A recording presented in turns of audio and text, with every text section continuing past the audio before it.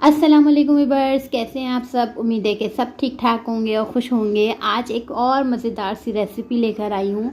उम्मीद है कि आप लोग इसको ज़रूर ट्राई करेंगे। चोरुस बनाएंगे आज हम, और बहुत ही मज़ेदार दोनों मेथड से बताऊँगी कि अगर आपने एगलेस बनाना है तो किस तरह बनाना है, और एगलेस नहीं बनाना तो कैसे बनाना है। रेसिपी बहुत आसान है, आपने ज़रूर ट्राई करना है। यकीन करें आप लोग को मज़ा आएगा, और बच्चे सबसे ज़्यादा खुश होंगे कि भाई उनकी माँ ने क्या खिला दिया भाई। तो जनाब आज रेसिपी स्टार्ट करते हैं। चैनल पर नए हो तो चैनल को ज़रूर सब्सक्राइब कर लीजिएगा। तो वीडियो स्टार्ट करते हैं।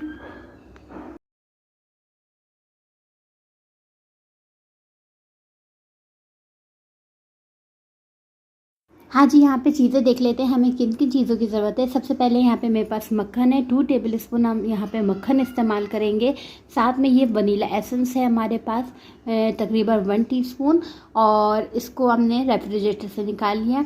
इसके अलावा यहाँ पे मेरे पास मिल्क है, half cup milk, half cup simple सा पानी, और इसका 1 कप जो है मैदा, यानी हाफ कप मिल्क और पानी और 1 कप मैदा। साथ में यहाँ पे शुगर है 2 टेबल स्पून। साथ में यहाँ पे सॉल्ट है 1/4 टीस्पून, और 2 अंडे ले लिए हैं। और जो हम बाद में कोटिंग करेंगे उसके लिए हमें चीनी कैस्टर शुगर में इस्तेमाल कर रही हूँ 2 से 3 टेबल स्पून, और 1 टेबल स्पून जो है सिनेमन पाउडर। सिनेमन पाउडर आपको वैसे भी पता है कि बहुत ही ज़्यादा अच्छा होता है, और उसका टेस्ट भी बहुत ज़्यादा मज़े का लगता है। इसके अलावा यह हमें यहाँ नोज़ल की ज़रूरत पड़ेगी। यहाँ पे देख लें, मैंने ये वाला नोज़ल लिया है जो सबसे बड़ा साइज़ का हो, और ना जो इसमें से आसानी से निकल जाए। असल में मेरे पास बड़े साइज़ का होता नहीं है, तो मैंने क्या किया है कि जो मेरे पास सबसे बड़ा साइज़ रखा हुआ था सिर्फ मैंने वो इस्तेमाल कर लिया। इसके अलावा हमारे पास बटर पेपर चाहिए, पाइपिंग बैग चाहिए, और ये सब चीज़ें हमें ज़रूरत पड़ेंगी। यहाँ पे सबसे पहले आपने क्या करना है, एक पैन या कढ़ाई ले लें।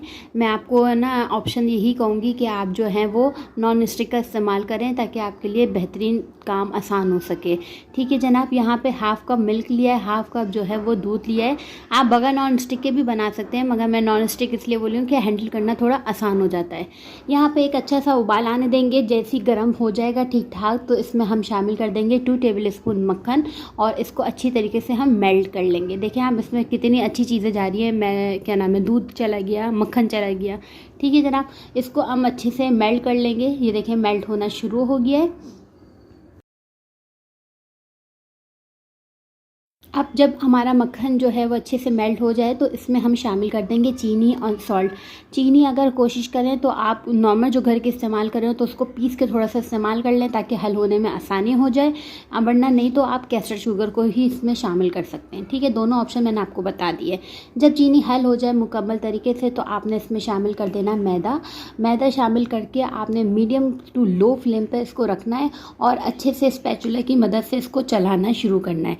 थोड़ा सा आपको मुश्किल होगी, अगर क्या होगा कि स्पैचुला की मदद से क्या होगा कि इसके जितने भी लम्स होंगे ना, जितने भी आपको वाइट वाइट दिख रहे होंगे, वो फ़ौरन सब ख़त्म हो जाएंगे। थोड़ा सा आपको शुरू में थोड़ी मेहनत करनी पड़ेगी। उसके बाद ये सारे कंबाइन हो जाएगा आटा मैदा, और उसके बाद फिर आपने इजीली इसकी एक अच्छी सी डो तैयार हो जाएगी। बस इसी तरह देखें, आपको थोड़ा सा 4 से 5 मिनट आपने इसी तरह करना है, जब तक कि आपको वाइट वाइट मैदे के निशान नज़र आ रहे हैं। बस इस तरह इस तरीक़े से, जिस तरह मैं आपको बता रही हूँ, इस तरह से आप करेंगे तो बहुत ही इजीली आपकी जो है ना वो तमाम लम्स ख़त्म हो जाएंगे, और एक अच्छी सी स्मूथ सी डो तैयार हो जाएगी। अब यहाँ पे देखें, इस तरह से देखें बिल्कुल डो तैयार हो गई। इसमें कोई वाइट आपको निशान नज़र नहीं आ रहा होगा। बस इस तरह से मैंने करके अच्छी तरीके से इसको डो तैयार कर ली। अब आपने इसका चूल्हा बंद कर देना है। नॉर्मल टेम्परेचर पे इसको ठंडा होने दें हल्का फुल्का। उसके बाद फिर हम आते हैं दूसरे स्टेप की तरफ। हाँ जी, आपने यहाँ करना क्या है, आप पाइपिंग बैग ले लें एक, और उसको छोटा सा थोड़ा सा कट कर लें कॉर्नर से, और उसके बाद आपने नोज़ल जो है वो उसमें सेट कर देना है। नोज़ल आपके पास अगर बड़े साइज़ का हो तो बहुत अच्छी बात है, और अगर नहीं हो, जो नॉर्मल इस्तेमाल में हमें मिलते हैं, तो वो थोड़े छोटे हो जाते हैं। मगर खैर मेरे पास भी छोटा ही था, तो मैंने उसी से ही बना लिया। मगर टेस्ट जो है ना वो बहुत अच्छा होगा। अब इस स्टेज पे ये है कि अगर आप एगलेस वाला बनाना चाहते हैं बिना एग के, तो आप ये वाली डो पाइपिंग बैग में डाल के इसको आप फ्राई करना शुरू कर दें। और अगर आप एग वाला बनाना चाहते हैं तो आप इस स्टेप को फॉलो करना शुरू कर दें। अब यहाँ पे मैंने एक अंडा डाला और इस अंडे को डाल के आप विस्क की मदद से भी कर सकते हैं। यहाँ मैंने बीटर का इस्तेमाल किया है और इसको अच्छे से थोड़ा सा बीट कर लेंगे। अब यहाँ पे क्योंकि मैंने बड़ा थाल ले लिया था तो जिसकी वजह से थोड़ा फैल रहा था, तो मैंने क्या किया है कि इसको छोटे ना उसमें बाउल में कन्वर्ट कर दिया ताकि जो है ना वो सिमटा रहे।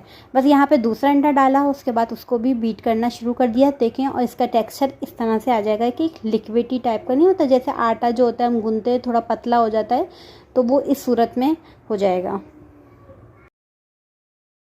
जब यहाँ पे देखें ये इस फॉर्म में आ जाए तो उसके बाद समझ लें ये आपका बैटर जो है वो तैयार है। इसको अलग कर लें, इसको समेट लें सारा। ये इस तरह से देखें बिल्कुल पतली सी बिल्कुल लेयर फॉर्म होगा इसका। अब इसको मैंने क्या करना है, इसको पाइपिंग बैग में डाल देना है और पाइपिंग बैग हमने नोज़ल लगाया था उसी वाले उसमें डालेंगे और डालने के बाद हम उसको सेट कर लेंगे थोड़ा सा पुश करके अंदर करके। तो यहाँ पे थोड़ा सा आपको थोड़ी सी जान तो लगानी पड़ेगी, थोड़ा सा अंडा डालना होगा फोल्ड करके सही से, और इसके बाद आप इसको ऊपर से कॉर्नर से आप इसको ना घुमाते चले जाएंगे तो ये अच्छे से तैयार हो जाएगा बैग। ये देखें इस तरह से फोल्ड कर लें।